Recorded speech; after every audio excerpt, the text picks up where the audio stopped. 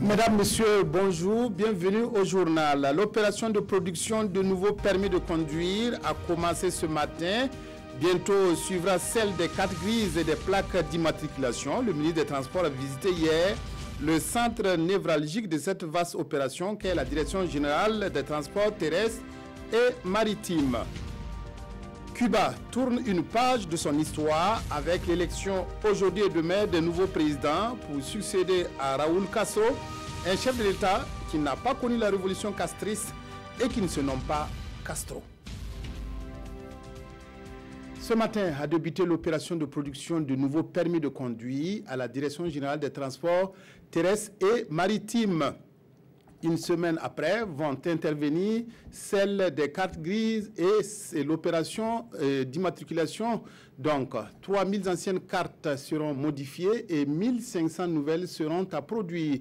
Avant le démarrage effectif, le ministre des Transports est allé visiter hier la Direction générale des transports terrestres et maritimes, contrôler l'opérationnalisation des machines et encourager les agents.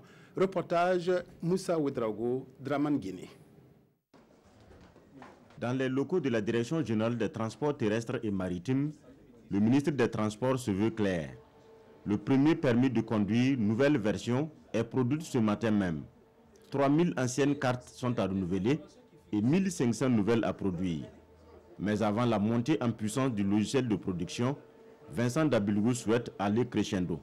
L'opération de ce matin va alors concerner les agents du ministère. En permettant que ce soit d'abord les agents du ministère des Transports, je pense que c'est une façon pour nous de nous approprier même l'outil informatique avec notre personnel de saisie, mais aussi avec nos opérateurs informatiques, pour nous rassurer que véritablement nous pouvons continuer le processus.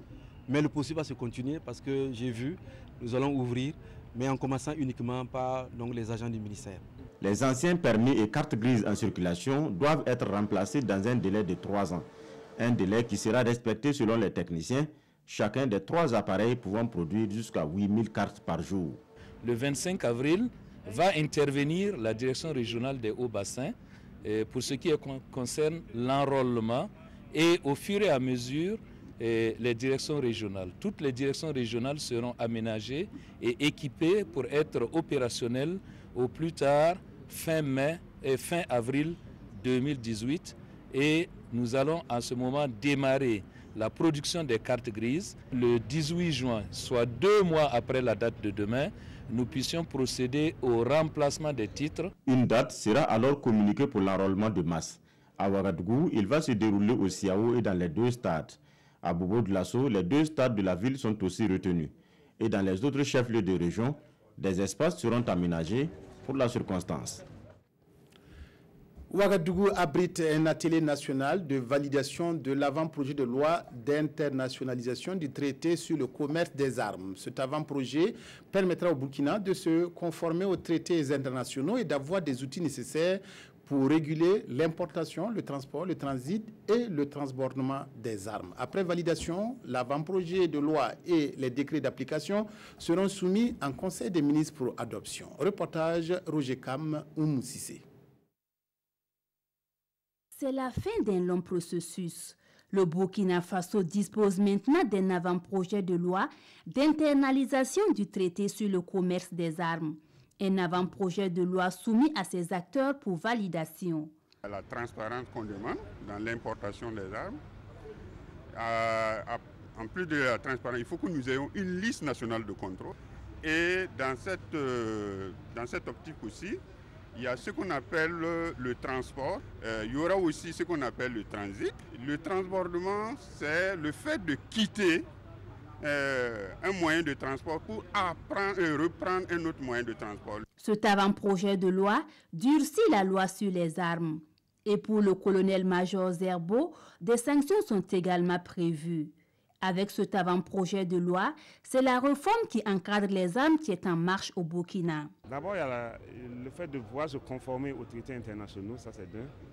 Deuxièmement, c'est permettre d'avoir des outils nécessaires pour lutter au plan de vue de tout ce qui concerne le transport, le transit, l'importation ou l'exportation des armes.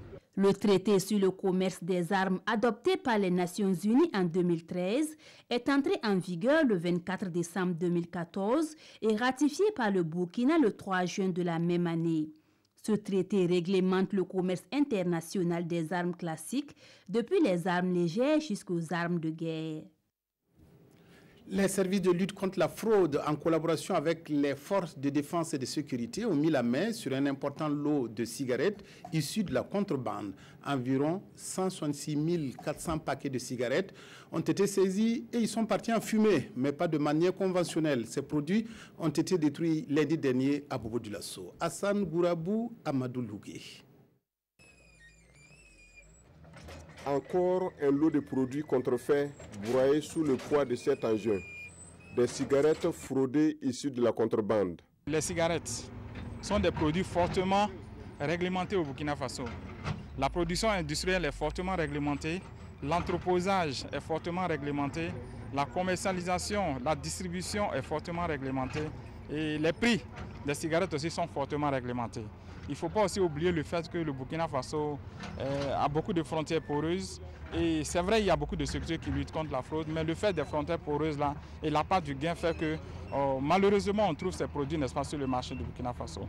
Plus de 166 400 paquets de cigarettes saisis et détruits. C'est aussi grâce à l'action conjuguée des forces de défense et de sécurité et des services techniques de lutte contre la fraude au Burkina Faso. C'est aussi grâce à la collaboration des uns et des autres, notamment la population, qu'on a pu en tout cas effectuer avec efficacité ces missions qui ont abouti à la saisie de plus de 166 000 paquets de cigarettes de contrebande. La fraude et la contrefaçon, une gangrène pour l'économie et un danger pour la santé des consommateurs. Appel est encore lancé aux populations car l'ambition affichée des services de lutte contre la fraude, parvenir au bout du tunnel et mettre définitivement un terme au phénomène. Échange entre entrepreneurs agricoles et responsables de structures financières lundi dernier à Ouagadougou. C'est le programme de développement de l'agriculture PDA, un programme de la coopération allemande exécuté par la GIZ qui a permis la tenue de cette rencontre. Elle a donné l'occasion aux uns et aux autres de s'informer sur les potentialités, les besoins en financement du secteur agricole et sur les disponibilités de crédit auprès des institutions financières. Urbain Benito Sommet, Nathalie Savadogo. Les entrepreneurs agricoles burkinabés ont du mal à accéder au crédit pour développer leur secteur. Réunis ici avec les responsables d'institutions financières, ils mènent la réflexion pour trouver des solutions à leurs problèmes. Le producteur, il doit d'abord produire, récolter, vendre avant de pouvoir payer. Donc, sur une échéance de crédit de 2 mois, 3 mois, chez nous, il faut attendre peut-être 6 mois, 8 mois pour que le produit soit disponible, qu'on le mette sur le marché, recueillir d'abord les fonds avant de pouvoir payer. Ils sont accompagnés par le programme de développement de l'agriculture depuis 4 ans, un programme de la coopération allemande exécuté par la GIZ. Et cette rencontre offre l'occasion à ces différents acteurs de faire le bilan des actions menées depuis ces 4 années. Nous, on a beaucoup appuyé les acteurs à trouver des pistes qui permettent de financer au moins les activités les plus porteuses. Donc dans le passé, on a aidé les acteurs à élaborer des plans d'affaires. Il y a une partie qui a été financée, il y a d'autres qui n'ont pas été financées. Et c'est voilà ce qu'on va discuter pendant ces 2 jours pour trouver les causes et les pistes d'amélioration. Fort heureusement, le gouvernement burkinabé a mis en place une banque agricole à cet effet. Le programme de développement de l'agriculture apporte son appui aux filières riz, sésame et manioc. La question de développement du Grand Sourou mobilise les ressortissants du Sourou et ceux du Nayala qui se sont réunis autour d'un forum le week-end dernier. L'objectif était de réfléchir sur les opportunités de développement socio-économique des 2 provinces placées sous le patronage du Premier ministre. Ce forum a servi de cadre de réflexion et de proposition consigné dans un document de plaidoyer qui sera soumis aux partenaires techniques et financiers. Précision Ousmane Savadogo, Yacouba Goro à Dédougou.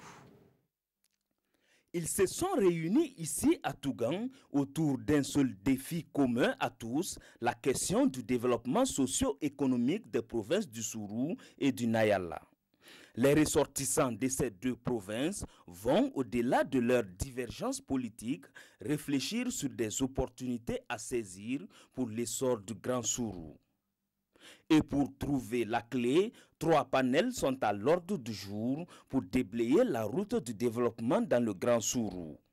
La question des opportunités et projets de développement dans ces provinces, l'érection de la vallée du Sourou en pôle de croissance économique, les problèmes de santé et d'hygiène sont au cœur des différents panels. Quand on prend le cours de Sourou, ça dessert les deux provinces et nous, notre plaidoyer, c'est que très rapidement, cette zone-là puisse être déclarée zone de développement, donc pôle de croissance économique.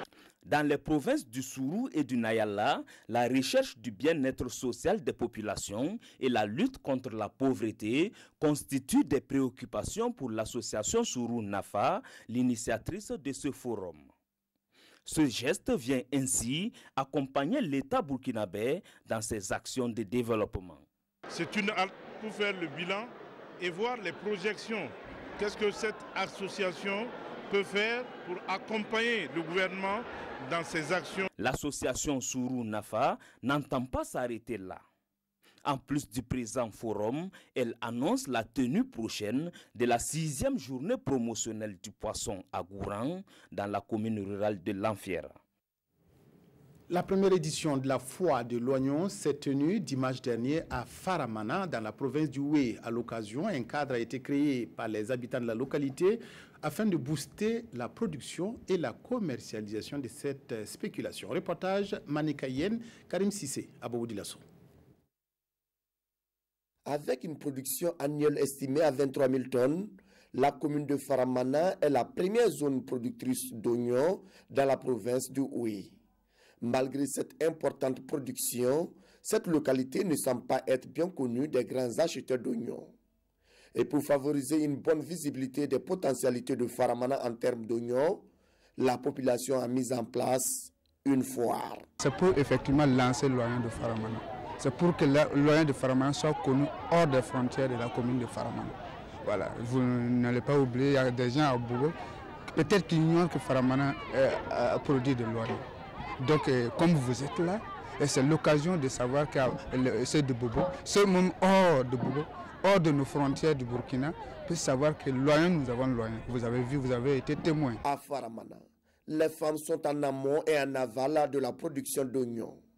Raison pour laquelle les organisateurs ont placé cette première édition sous le thème « Rôle et place de la femme dans la production et la commercialisation de l'oignon à Faramana, défis et perspectives ». Et les autorités n'ont pas manqué d'apprécier l'initiative. Il faut dire pour une première édition, il n'y avait pas mieux que ça. Nous sommes venus pour les encourager. Nous sommes venus aussi pour relayer leurs préoccupations là où effectivement ça doit se dire pour que enfin ensemble nous puissions accompagner les braves dames, tous les acteurs de la filière oignon au niveau de la commune. Les meilleures productrices d'oignons ont reçu des prix d'encouragement. Des prix essentiellement constitués de matériels agricoles. Et rendez-vous est pris en 2019 pour la 2e édition de la foire de l'oignon de la commune de Faramana. 2 jours d'élection à Cuba pour tourner une page de 100 ans de l'histoire de l'île castriste. Raúl Castro se prépare à quitter la présidence pour son vice-président Miguel Díaz-Canel. Demain, cet homme proche de Raúl Castro prendra un pouvoir très encadré par le Parti communiste cubain et mettra ainsi fin à 60 ans de présidence des frères Castro. Une page se tourne. Raúl Castro s'apprête à quitter ses fonctions après 6 décennies marquées par le pouvoir de sa famille sur l'île. Miguel Díaz-Canel devrait marcher sur ses traces. Né juste après la révolution de 1959, il n'en demeure pas moins un pur produit du Parti communiste cubain. En 2003, il fait son entrée au bureau politique du parti. 6 ans plus tard, il prend la tête du ministère de l'Enseignement supérieur. En 2013, il est promu vice-président du Conseil des ministres. Malgré sa proximité avec le leader cubain, l'homme reste discret. Il ha preferido estar en la sombra o estar en el segundo plano. Il a préféré rester dans l'ombre, ce qui n'est pas surprenant car c'était aussi la caractéristique que Raúl Castro avait quand il était lui-même vice-président.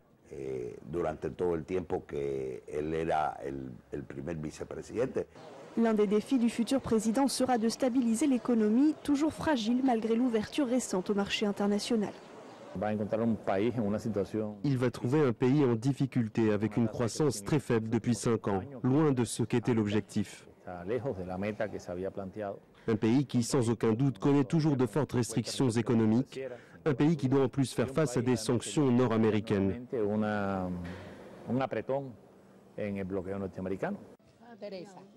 Dans les faits, beaucoup de Cubains estiment que l'arrivée à la présidence de Miguel Díaz-Canel ne changera pas grand-chose et que sa fonction sera essentiellement représentative. À 86 ans, Raúl Castro gardera un rôle clé en politique. Il restera premier secrétaire du Parti communiste cubain jusqu'en 2021. La rencontre entre le dirigeant nord-coréen et le président américain se précise au lendemain de la visite du directeur de la CIA, Mike Pompeo, à Pyongyang. Une visite secrète révélée par le Washington Post et qui était destinée à baliser le terrain pour la rencontre entre Donald Trump et Kim Jong-un. Une rencontre qui devrait avoir lieu probablement début juin si tout se passe bien selon les mots du président américain qui confirme la tenue de discussions à très haut niveau avec Pyongyang. Le directeur de la CIA, Mike Pompeo, s'est rendu en Corée du Nord pendant le week-end de Pâques. Une visite secrète révélée par le Washington Post pour préparer la rencontre qui doit avoir lieu entre Donald Trump et le leader nord-coréen Kim Jong-un. Une rencontre qui devrait avoir lieu, je cite, probablement début juin si tout se passe bien, selon les mots du président américain, qui confirme la tenue de discussions à très haut niveau avec Pyongyang. Le 27 avril prochain, Kim Jong-un rencontrera le président sud-coréen Moon Jae-in pour un tête-à-tête historique. Donald Trump espère que les deux Corées signeront à cette occasion un traité de paix. Condamnation d'opposants politiques sénégalais, certains journaux burkinabés n'hésitent pas à faire un lien avec la prochaine élection présidentielle au pays de la Teranga. Les opérations militaires Flintlock et la visite du président de l'Assemblée nationale au CEFOP sont autant de sujets traités par la presse. La revue de presse avec Vincent Tiendré-Béogo. Visite de Alassane Bala Sakandé à Zéphirin Diabré, un étudiant chez son professeur, titre Sidoya à sa une. Au regard d'une certaine accalmie de la scène politique depuis quelque temps, le justificatif est tout trouvé par le président de l'Assemblée nationale qui se déplace chez le chef de file de l'opposition. Zéphirin Diabré est un aîné, un professeur et j'ai beaucoup à apprendre de lui, affirme Alassane Bala Sakandé. Visite de courtoisie ou de politesse de l'étudiant à son prof et demander conseil et bénédiction relève aujourd'hui au Faso. Démarche appréciée par Zef qui, par la même occasion, a révélé un rendez-vous du CEFOP avec le président du Faso demain jeudi sur invitation du chef de l'État. Opération militaire Flintlock, quel impact s'interroge le pays? D'abord, il faut se féliciter de ces manœuvres qui participent au renforcement des capacités opérationnelles de nos forces de défense et de sécurité. En plus que son commandement multilatéral prépare les conditions de succès du G5 Sahel. Le journal n'omet pas cependant certaines accusations faites à ces forces étrangères d'être à l'origine du mal, parlant de terrorisme. Le pays se montre indécis sur sa position et qualifie ces opérations de mal nécessaires. Au Sénégal, sale temps pour le PS, le Parti socialiste commente aujourd'hui au Faso. Au cours d'une audience hier, le juge a tout plié en 5 minutes en condamnant Barthélémy Dias, élu local du parti, pour outrage à magistrat et appel à un attroupement. Selon le journal, cette condamnation qui s'ajoute à celle de Khalifa Sall, maire de Dakar, donne l'impression que le parti présidentiel et sa coalition veulent un candidat solitaire nommé Macky Sall pour la prochaine présidentielle. Ça devient quand même gênant, ajoute l'observateur Palga. Reconnaissons que la machine judiciaire s'emballe à seulement une année de la présidentielle et broie de l'opposant à n'en pas finir. À qui donc le tour? Question de l'Obs au premier magistrat sénégalais. Fin du journal de 13h. Merci de l'avoir suivi sur la RTB. Excellent après-midi à toutes et à tous.